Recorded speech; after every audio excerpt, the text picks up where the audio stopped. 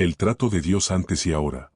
Hermanos, en esta hora quiero compartir una palabra que el Señor ha puesto en mi corazón. Y está basada en Deuteronomio capítulo 6. Vamos a meditar en cómo Dios trataba con su pueblo antes. Y cómo ese mismo Dios sigue tratando con nosotros ahora. Porque aunque los tiempos cambian, el carácter de Dios no cambia. Su santidad no cambia. Su voluntad no cambia. Y su deseo de bendecir a un pueblo obediente tampoco cambia. Texto base, Deuteronomio 6. Vamos a comenzar con el versículo 1. Versículo 1. Estos son los mandamientos, los estatutos y los decretos que el Señor su Dios me ha mandado que les enseñe, para que los cumplan en la tierra que van a poseer. Aquí vemos algo muy importante. Moisés no se presenta delante del pueblo con una opinión personal, ni con una idea humana, ni con un pensamiento propio. Moisés llega con palabra de Dios. Y eso es fundamental para nosotros también. Porque cuando se predica de verdad, no se viene a entretener a la iglesia, ni a llenar el tiempo, se viene a transmitir lo que Dios ha dicho. El texto habla de mandamientos, estatutos y decretos. Es decir, Dios estaba marcando una manera de vivir. Dios no solamente quería meter al pueblo en una tierra. Dios quería formar un pueblo santo, obediente y separado para Él. Porque la bendición de Dios no consiste solo en llegar a un lugar, sino en aprender a vivir bajo su voluntad. Dios quería que Israel entrara en la tierra prometida, en rectitud y obediencia, para que les fuera bien. Pero el problema muchas veces no era la falta de promesa, sino la desobediencia del pueblo. Y si miramos toda la trayectoria de Israel, veremos que muchos sufrimientos, muchas caídas y muchos juicios vinieron como consecuencia de no obedecer la voz de Dios. Esto también nos habla a nosotros hoy. Muchas veces queremos promesas, queremos victoria, queremos bendición, pero no siempre queremos obedecer. Ahora bien, ¿cómo llevamos esto a nuestro tiempo? Hoy el Señor no nos está llevando a una tierra terrenal, donde fluye leche y miel. Hoy el Señor ha puesto delante de nosotros una esperanza mucho mayor. La vida eterna, la nueva Jerusalén, la presencia gloriosa de Dios para siempre. Y por eso esta palabra sigue teniendo fuerza. Porque así como antes Dios preparaba a su pueblo para entrar en una herencia, hoy también Dios prepara a su iglesia para entrar en la gloria eterna. Apocalipsis 21 versículo 4 nos recuerda que allí Dios enjugará toda lágrima de nuestros ojos, y ya no habrá más muerte, ni llanto, ni clamor, ni dolor. Por eso, igual que en Deuteronomio 6, también hoy Dios nos deja su palabra para que la obedezcamos. ¿Y qué nos pide Dios hoy? Nos pide fe en Cristo, arrepentimiento verdadero, nuevo nacimiento, permanecer en Cristo, y perseverar hasta el final. Es decir, Dios sigue demandando una respuesta seria de parte del hombre. La salvación es por gracia, sí, pero esa gracia produce obediencia, transformación y fidelidad. No se trata de una emoción pasajera. Se trata de una vida rendida al Señor. Versículo 2. Para que temas al Señor tu Dios, guardando todos sus estatutos y sus mandamientos que yo te ordeno, tú, tus hijos y tus nietos, todos los días de tu vida, para que tus días sean prolongados. Aquí Moisés entra más profundo. Y toca áreas muy sensibles. Primero habla del temor de Dios.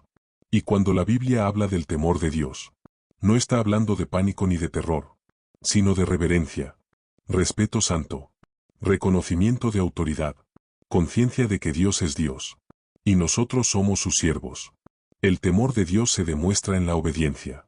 No basta con decir que creemos en Dios. Hay que andar como Dios manda. Hay que guardar su palabra, valorar su voluntad, y vivir con un corazón dispuesto a obedecer. Porque una cosa es conocer versículos, y otra muy distinta es someter la vida a esos versículos. Por eso el Señor dejó las cosas claras con Israel. Y también las deja claras con nosotros. Dios no es confuso. Dios habla. Dios enseña. Dios corrige. Y Dios marca el camino. El problema no está en que Dios no hable. El problema está en que muchas veces el hombre no quiere rendirse completamente. Y después el texto toca algo precioso. Tú, tus hijos y tus nietos.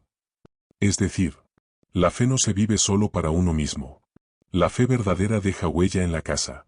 La fe verdadera se enseña, se transmite, se modela, y se vive delante de la familia. Nuestros hijos tienen que ver que Dios es real para nosotros.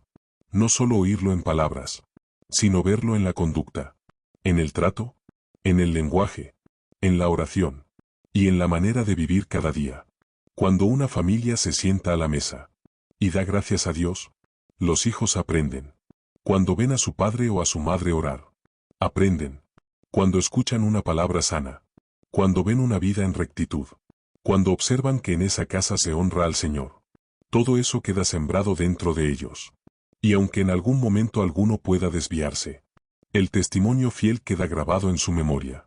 Por eso nuestra manera de vivir delante de Dios, si influye en nuestra familia. Y luego el texto dice, todos los días de tu vida. Eso significa constancia. Eso significa fidelidad. Eso significa que no se trata de vivir momentos espirituales sueltos, sino de caminar con Dios cada día, en público y en secreto, en la iglesia y en la casa, en los días fáciles y en los días difíciles. Y cuando termina diciendo, para que tus días sean prolongados, no se refiere solamente a cantidad de años, sino al principio espiritual de que la obediencia trae bendición, estabilidad y respaldo de Dios, mientras que la desobediencia trae consecuencias. En resumen, de este versículo aprendemos que del temor de Dios y de la obediencia brotan la bendición, la estabilidad y un testimonio que alcanza a las siguientes generaciones. Y alguien podría pensar, eso era para Israel. Pero no, hermanos, este principio sigue vivo en el Nuevo Testamento. En Juan 14 versículo 15 el Señor dice, si me amáis, guardaréis mis mandamientos. Es decir, la obediencia no desapareció, ahora nace de una relación de amor con Cristo. También en Efesios 6 vemos la importancia de la honra a los padres y la responsabilidad de criar a los hijos en disciplina y amonestación del Señor. Así que esta palabra sigue siendo actual, lo que vivimos delante de Dios afecta a nuestra casa, afecta a nuestro testimonio y afecta a la generación que viene detrás de nosotros. Por eso, en esta hora, la pregunta no es solo si conocemos esta palabra, sino si la estamos viviendo. Yo quiero terminar con esta reflexión. ¿Cómo está nuestro temor de Dios? ¿Es una reverencia real? ¿O solo conocimiento? ¿Estamos viviendo una vida de obediencia constante?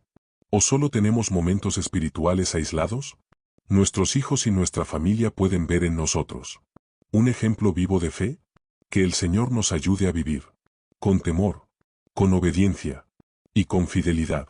Que no seamos creyentes de apariencia, sino hombres y mujeres que honran a Dios de verdad.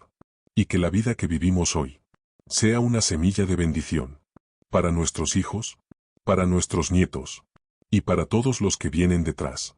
Porque el trato de Dios antes y ahora sigue mostrando lo mismo. Dios bendice a los que le honran y llama a su pueblo a caminar en rectitud delante de Él.